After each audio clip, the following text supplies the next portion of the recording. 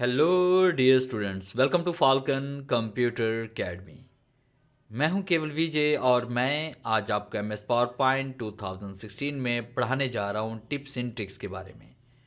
आज मैं आपके साथ शेयर करूंगा 15 बेहतरीन टिप्स एंड ट्रिक्स जिनका इस्तेमाल करके आप पावर पॉइंट में अपने काम को आसान कर सकते हैं।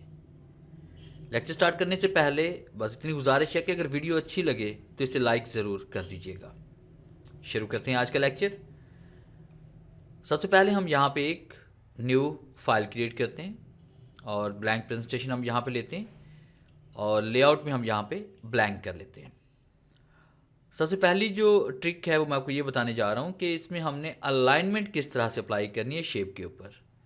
कि बाज़ दफ़ा अगर हम काउंट डाउन क्रिएट कर रहे हैं या टाइम बार बना रहे हैं या डिफरेंट पर्पज़ के लिए जब हम शेप्स क्रिएट करते हैं तो उन शेप्स के दरमियान गैप कभी कम होता है तो कभी ज़्यादा हो जाता है, या अलाइनमेंट कभी ऊपर हो जाती है तो कभी नीचे हो जाती है।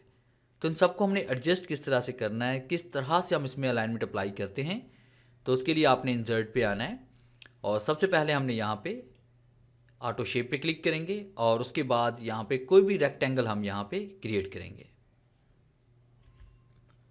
इस तरह से पेज पे क्लिक करते हुए आपने एक रेक्टेंगल क्रिएट करना है, एक बॉक्स बनाना है। फिर इसके बाद आप कंट्रोल के साथ इसकी कॉपीज़ बना लें। जैसे मैं देखिए यहाँ पे कॉपीज़ की क्रिएट कर रहा हूँ। इस तरह से करके मैंने कोई भी इसमें कॉपीज़ बना ली, कुछ ऊपर कुछ नीचे, इस तरह से करके मैंने इसको एडजस्ट कर लिया।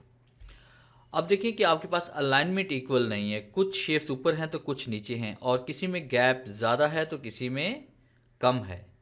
तो हम चाहते हैं सबका गैप इक्वल हो जाए और उसके बाद अलाइनमेंट भी वो एक स्ट्रेट लाइन में यहाँ पे आ जाए। तो इसके लिए हम क्या करेंगे, शिफ्ट के साथ आपने तमाम ऑब्जेक्ट्स को क्लिक करके सिलेक्ट कर लेना है, जिस तरह से मैंने यहाँ पे सिलेक्ट किया। फिर इसके बाद ऊपर आपने फॉर्मेट टैब पे क्लिक करना है और फॉर्मेट टैब पे क्लिक करने के बाद आपने इसमें आना है अलाइनमेंट पे। तो सबसे पहले जो अलाइनमेंट हम अप्लाई करेंगे वो होगी डिस्ट्रीब्यूट हॉरिजेंटली। अब जैसे हम डिस्ट्रीब्यूट हॉरिजेंटली पे क्लिक करेंगे तो तमाम शेप्स का जो गैप होगा वो सबका इक्वल हो जाएगा। आप देख लेंगे सबका गैप इक्वल हो चुका है। अब उसके बाद अगर आप इसको मिड में करेंगे, जैसे हम लाइन टू मिड पे क्लिक करते हैं तो आप देखें कि तमाम शेप्स तरतीब से एक लाइन में आ चुकी हैं। और फिर इसके बाद आप यहाँ पे ग्रुप पे क्लिक करेंगे और ग्रुप करके आप इसको कहीं पर भी एडजस्ट कर सकते हैं।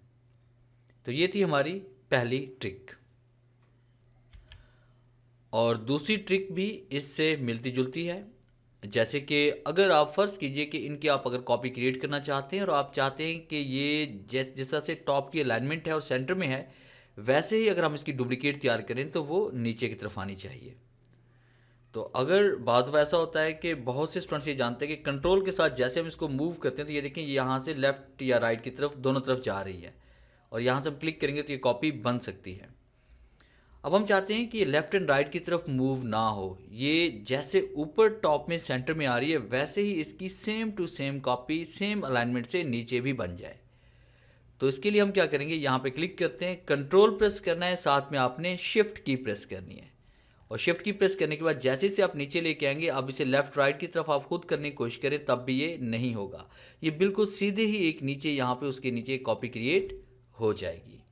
तो इस तरह से आप अपने काम को आसान कर सकते हैं। जैसे कि मैंने यहाँ पे शिफ्ट के साथ एक शेप क्रिएट की और उसके बाद कंट्रोल शिफ्ट के साथ जैसे मैं इसको मूव करूँगा तो आप देखें ये बिल्कुल यहाँ पे ना टॉप पे जा रहा है ना ये बॉटम की तरफ आ रहा है और राइट की तरफ देखिए आपके यहाँ पे कॉपी क्रिएट हो रही है। इस तरह से कंट्रोल शिफ्ट के साथ अगर आप नीचे लेके आएंगे तो नीचे देखिए बिल्कुल आपको यहाँ पे ये गाइडलाइंस नज़र आ रही होंगी कि सेम वही कॉपी आपके पास नीचे उसी तरतीब से बन रही है। तो इस तरह से आप डुप्लीकेट क्रिएट करते वक्त हमेशा आप कंट्रोल और शिफ्ट की का यूज़ करेंगे। ये थी हमारी ट्रिक नंबर 2। अब हम बात करेंगे ट्रिक नंबर 3 के बारे में। तो सबसे पहले यहाँ पे एक डुप्लीकेट हम स्लाइड क्रिएट कर लेते हैं, या आप कंट्रोल एम प्रेस करके भी न्यू स्लाइड क्रिएट कर सकते हैं, या यहाँ में हम होम पे क्लिक करके न्यू स्लाइड पे क्लिक करेंगे तो हमें एक न्यू स्लाइड मिल जाएगी। ट्रिक नंबर 3 में हम पढ़ने वाले हैं इमेज के बारे में कि आपने इमेज को परफेक्ट साइज़ आपने किस तरह से देना है। जिस तरह से हम चाहते हैं कि पावर पॉइंट के अंदर हम एक मखसूस साइज़ देना चाहते हैं पिक्चर को, जैसे 1x1, 2x2 या 5x7, अपनी मर्ज़ी से हम कस्टम साइज़ पिक्चर पे अप्लाई करना चाहते हैं। तो उसके लिए हमने क्या करना है, सबसे पहले इंसर्ट पे आते हैं और उसके बाद आपने पिक्चर पे आना है और उस ड्राइव में चले जाना है जिस ड्राइव में आपके पास पिक्चर्स पड़ी हुई हैं। जैसे मेरे पास पिक्चर्स यहाँ पे वॉलपेपर में मौजूद हैं और उसके बाद मैं यहाँ से कोई भी पिक्चर सेलेक्ट करता हूँ और जैसे मैंने इंसर्ट पे क्लिक किया तो पिक्चर पेज पर इंसर्ट हो चुकी है। अब इस पिक्चर को मैं फ़र्ज़ कीजिए 4x4 का साइज़ देना चाहता हूँ। मैं चाहता हूँ कि 4 इंच इसकी चौड़ाई हो, 4 ही इंच इसकी लंबाई हो। तो हम पिक्चर पे क्लिक करते हैं और फॉर्मेट पे आते हैं और फॉर्मेट पे क्लिक करने के बाद आपको यहाँ पे हाइट और विड्थ नज़र आ रही है।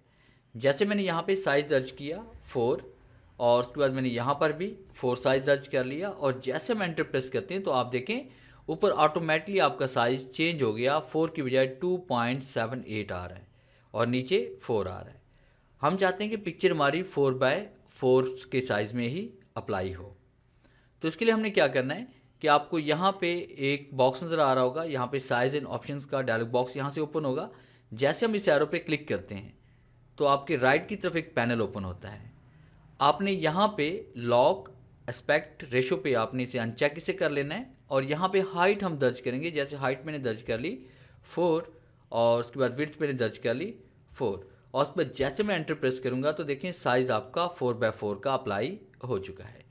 अब अगर आप यहाँ से भी साइज़ देंगे, जैसे मैंने इसको साइज़ दिया यहाँ पे 1x1 या 2x2, तो देखिए अब यहाँ पे साइज़ भी आपका 2x2 वही अप्लाई हो रहा है जो हम वहाँ से साइज़ सेट कर चुके हैं। तो इस तरह से आप पिक्चर्स को एडजस्ट कर सकते हैं अपनी मर्ज़ी से साइज़ देकर। और नेक्स्ट हम बात करते हैं ट्रिक्स नंबर 4 के बारे में। ट्रिक्स नंबर 4 भी इमेज के बारे में ही है कि हम किसी भी इमेज को स्लाइड के मुताबिक किस तरह से परफेक्टली हम उसे क्रॉप कर सकते हैं। तो मैं इस पिक्चर को यहाँ से डिलीट कर रहा हूँ और ट्रिक नंबर 4 में इंसर्ट पे हम आएंगे, पिक्चर पे हम आते हैं और उसके बाद इसी पिक्चर को दोबारा हम ले लेते हैं और इंसर्ट पे क्लिक करते हैं।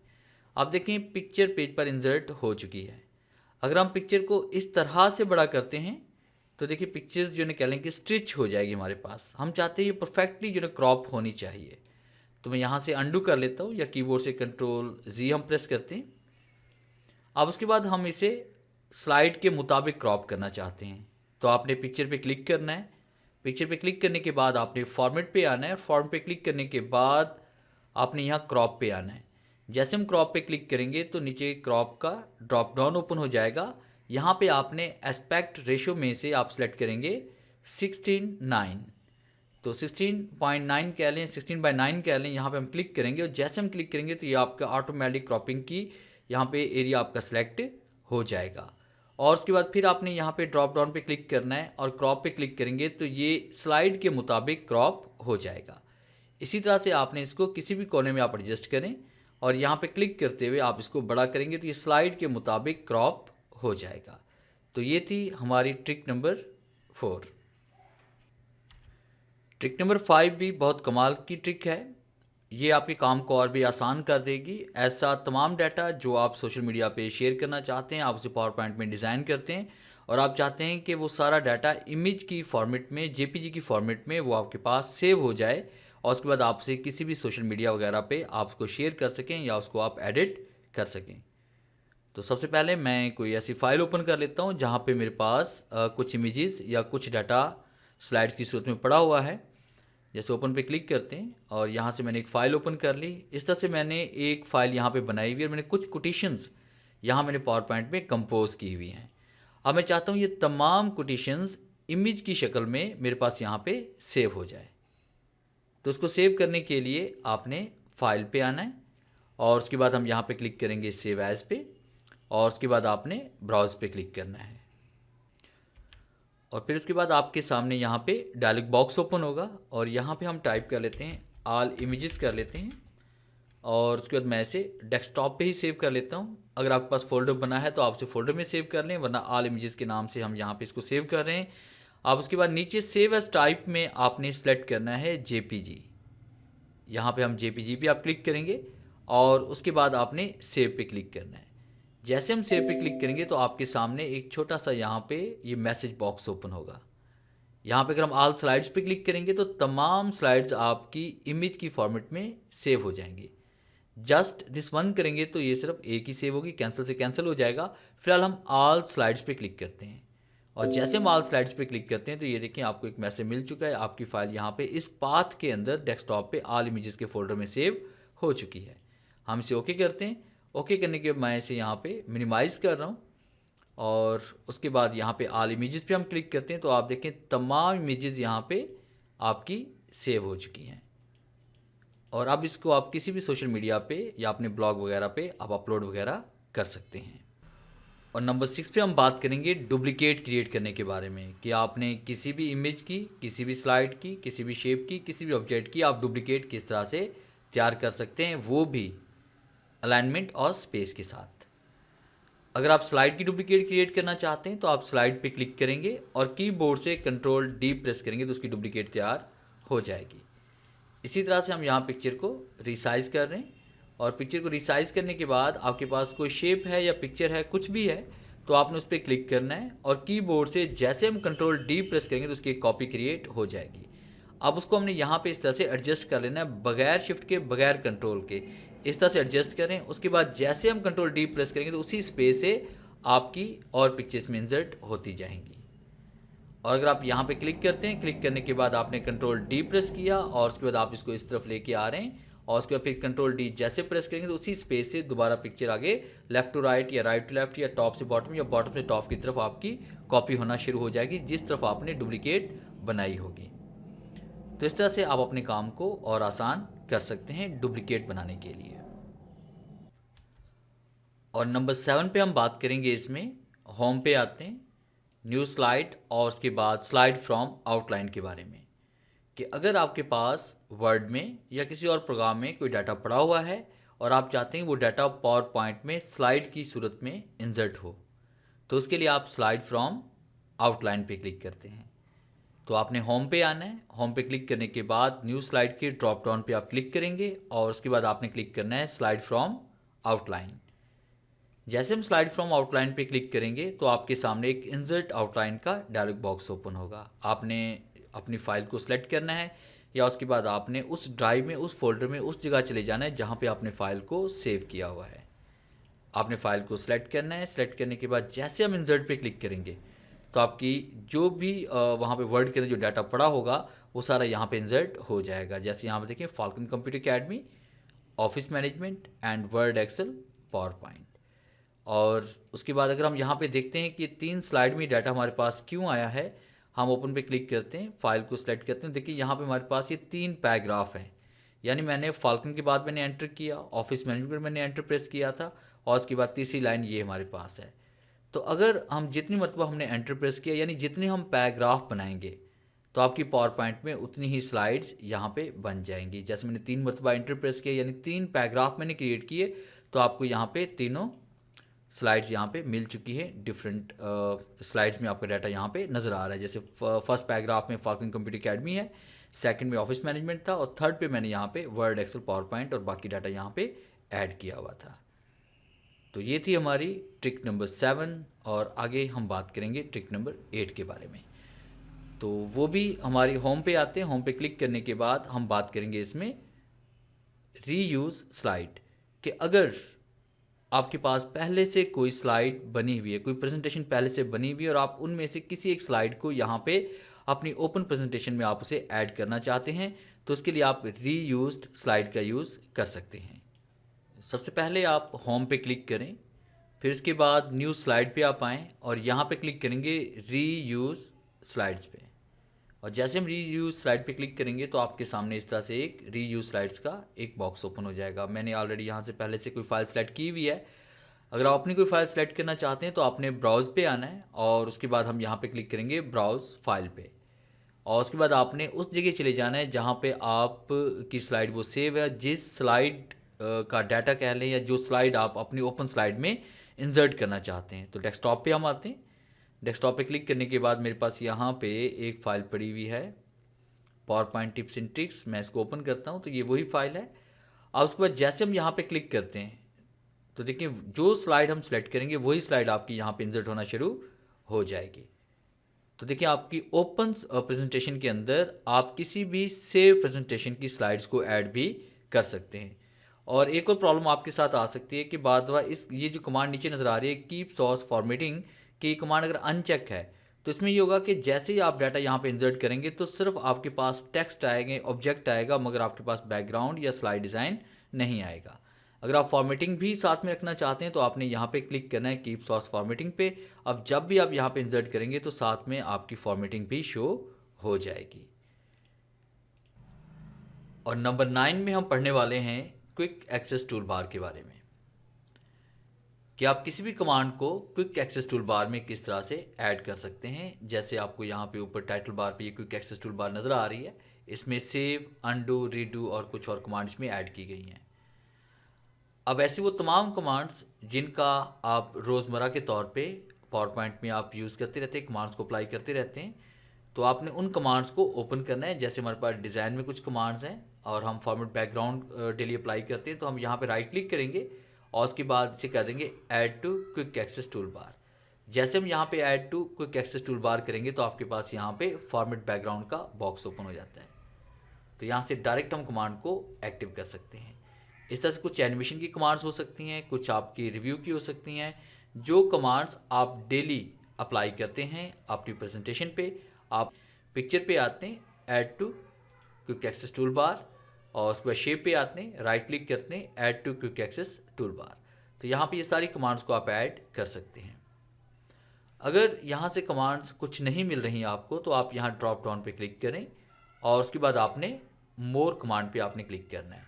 और मोर कमांड पे जैसे हम क्लिक करते हैं तो आपके सामने यहाँ पे मोर कमांड ऑप्शन का बॉक्स ओपन हो जाता है।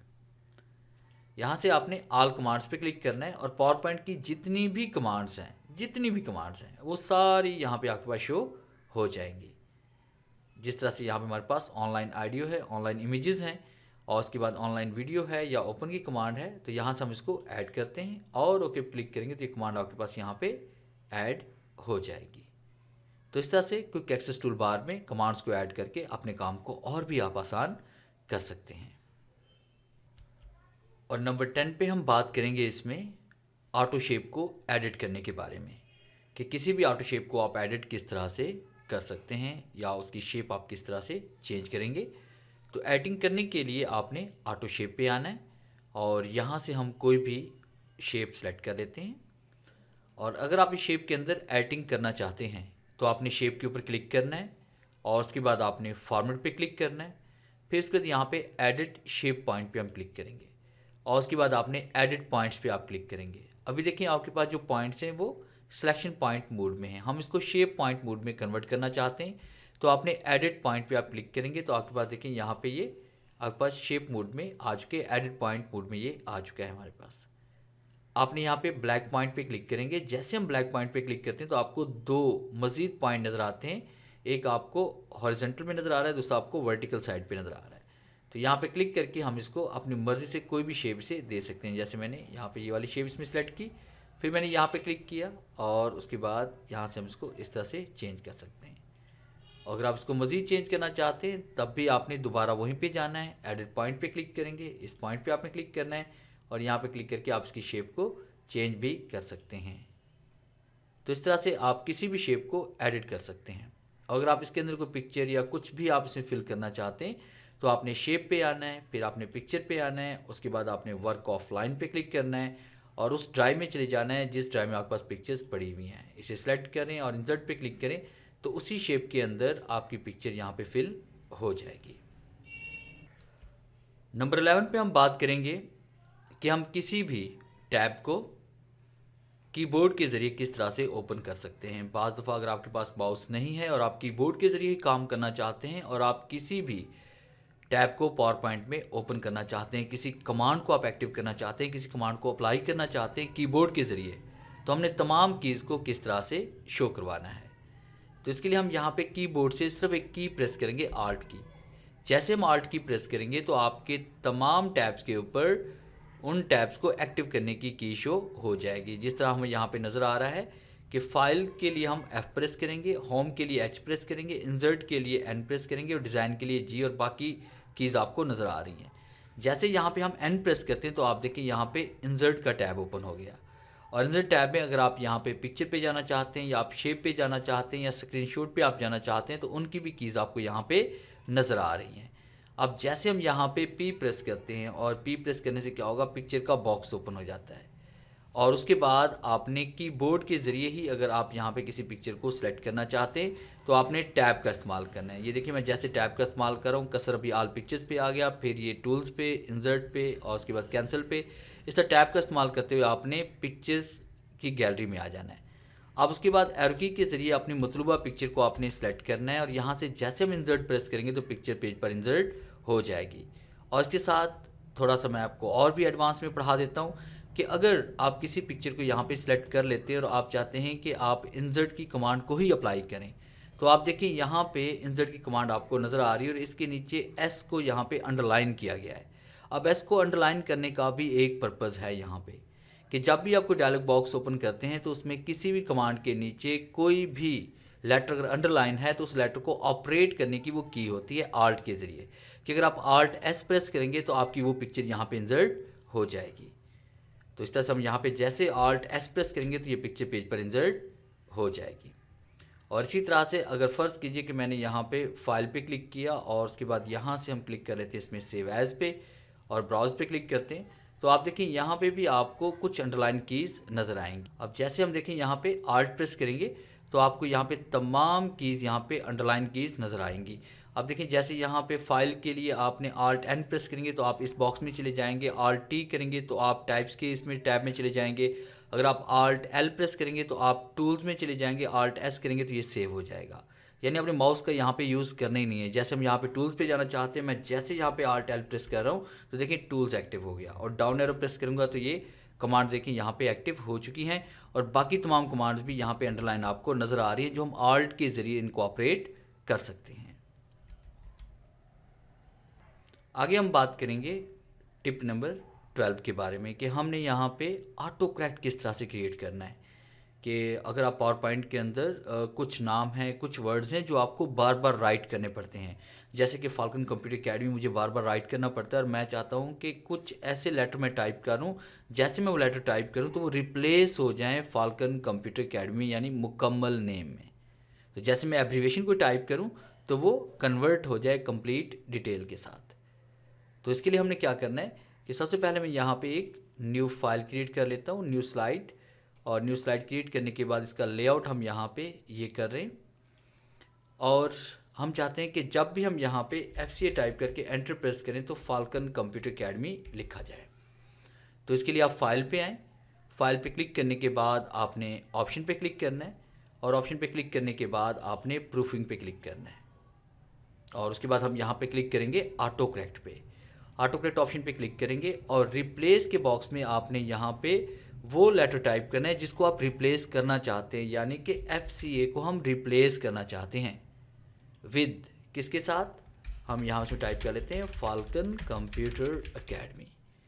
और उसके बाद जैसे हम यहाँ पे ऐड पे क्लिक करेंगे और ओके पे क्लिक करते हैं, फिर आपने ओके पे क्लिक करना है और यहाँ पे हम जैसे FCA टाइप करके ये देखिए FCA टाइप करते हैं तो फाल्कन कंप्यूटर एकेडमी आपका लिखा जा रहा है। तो इस तरह से आप यहाँ पे किसी भी लेटर को आप रिप्लेस करवा सकते हैं ऑटो करेक्ट के तौर पे। अगर आप उसको डिलीट करना चाहते हैं तो आपको वहीं पे जाना होगा, फाइल पे जाएं, ऑप्शन पे जाएं, फिर उसके बाद आपने प्रूफिंग पे आना है और उसके बाद हम यहाँ पे क्लिक करेंगे ऑटो करेक्ट पे और रिप्लेस के बॉक्स में आपने टाइप करना है जैसे FCA और उसको सेलेक्ट करें और यहाँ से इसको आप डिलीट कर दें और ओके पे क्लिक करते हैं एंड ओके पे क्लिक करते हैं। अब उसके बाद जब भी आप यहाँ पे FCA टाइप करेंगे तो कोई भी वर्ड आपका यहाँ पे रिप्लेस नहीं होगा, वो जैसे है वैसे का वैसा ही कंपोज होगा। तो ये था नंबर 12 हमारा। आगे हम बात करेंगे नंबर 13 के बारे में। नंबर 13 में मैं आपको पढ़ाने जा रहा हूँ स्विच की के बारे में कि अगर आपके पास पावर पॉइंट के अंदर 2 या 3 या 4 फाइलें ओपन हैं तो आप एक फ़ाइल से दूसरी फाइल में किस तरह से जा सकते हैं। तो उसके लिए हम यहाँ कीबोर्ड से 2 कीज़ का यूज़ करते हैं। एक तो है कंट्रोल टैब, कि जैसे आप कंट्रोल टैब का इस्तेमाल करेंगे तो आप देखिए यहाँ पे क्लिक करें, पहले कंट्रोल टैब का इस्तेमाल करें तो आप एक फ़ाइल से दूसरी फाइल में जा सकते हैं। इसके लिए आपने सबसे पहले ये जो आपके पास पैनल नज़र आ रहा है इसमें किसी भी स्लाइड पे आपको क्लिक करना पड़ता है और उसके बाद फिर कंट्रोल टैब का आप यूज़ करेंगे तो आप एक फ़ाइल से दूसरी फाइल में जा सकते हैं। और दूसरी जो शॉर्ट की हमारे पास है वो है कंट्रोल F6, कि जैसे आप कंट्रोल F6 प्रेस करेंगे तो आप यहाँ से एक से दूसरी फाइल में जा सकते हैं। और नंबर 14 पे हम पढ़ने वाले हैं टैब्स क्रिएट करने के बारे में, कि अपनी मर्ज़ी से जैसे हमारे पास होम है, इंसर्ट है, डिज़ाइन है, इस तरह से अपनी मर्ज़ी से हम टैब किस तरह से क्रिएट कर सकते हैं ताकि वो तमाम कमांड्स हम एक ही जगह पे ऐड कर सकें जिनको हम डेली अपनी प्रेजेंटेशन में अप्लाई करते हैं।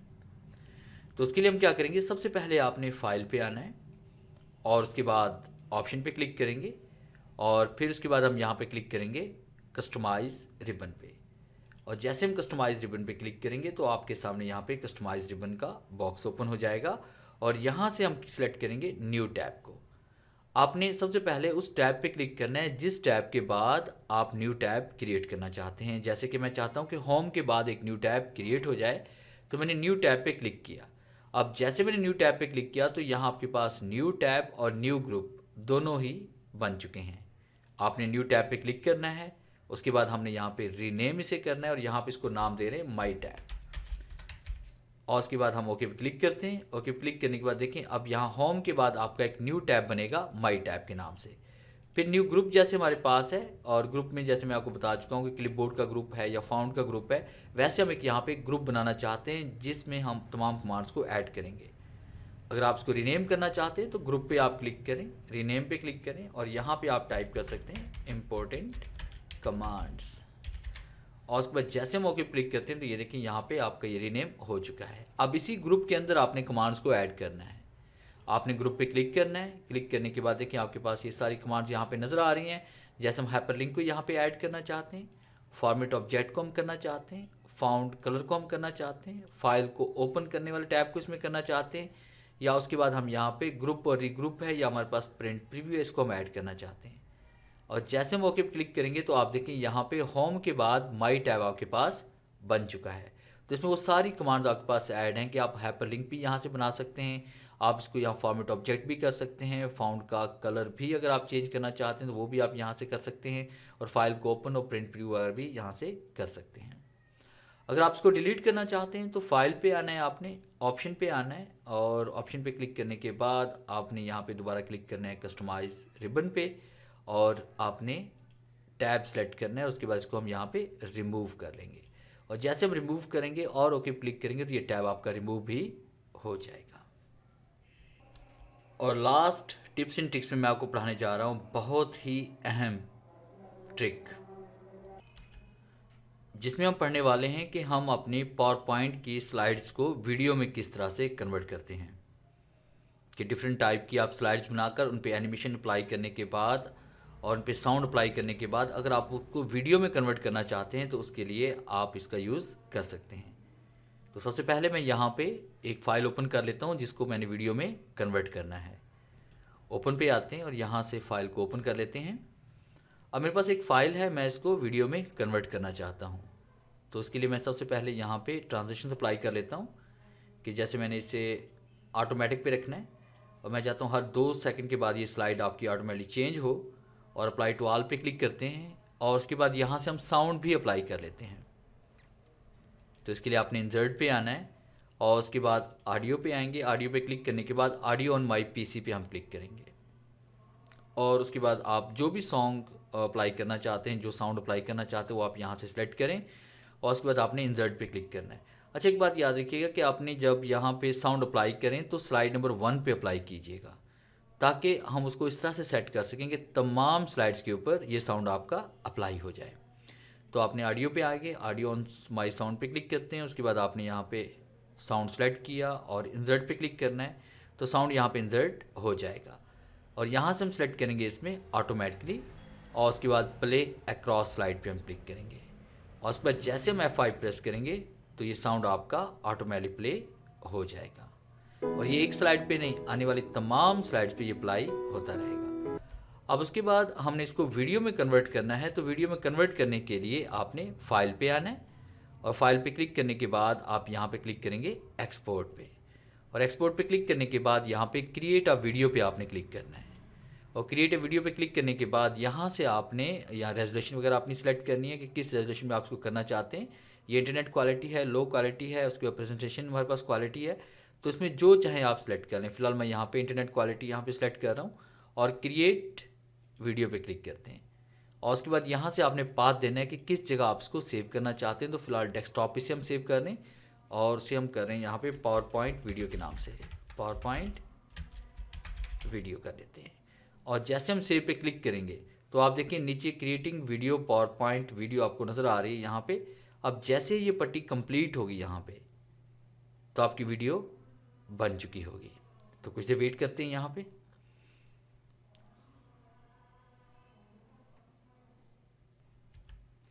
अब देखिए हमारे पास यहाँ पे ये कंप्लीट हो चुका है प्रोसीजर और ये वीडियो हमारे पास डेस्कटॉप पे आ चुकी होगी। ये देखिए ये वीडियो हमारे पास डेस्कटॉप पे मौजूद है। अब जैसे हम यहाँ पे डबल क्लिक करेंगे या आपके पास जो भी प्लेयर है, वीएलसी प्लेयर है या उसके बाद आपके पास कोई भी डीवीडी प्लेयर वगैरह है, तो उस पर डबल क्लिक करके आप जैसे इसको रन करेंगे तो ये देखिए आपके पास यहाँ पे ये प्ले हो चुकी है। तो इस तरह से आप पावर पॉइंट की किसी भी प्रेजेंटेशन को वीडियो में कन्वर्ट भी कर सकते हैं। तो डियर स्टूडेंट्स, कैसा लगा आज का लेक्चर? उम्मीद है इस लेक्चर में बहुत कुछ सीखने को मिला होगा आपको।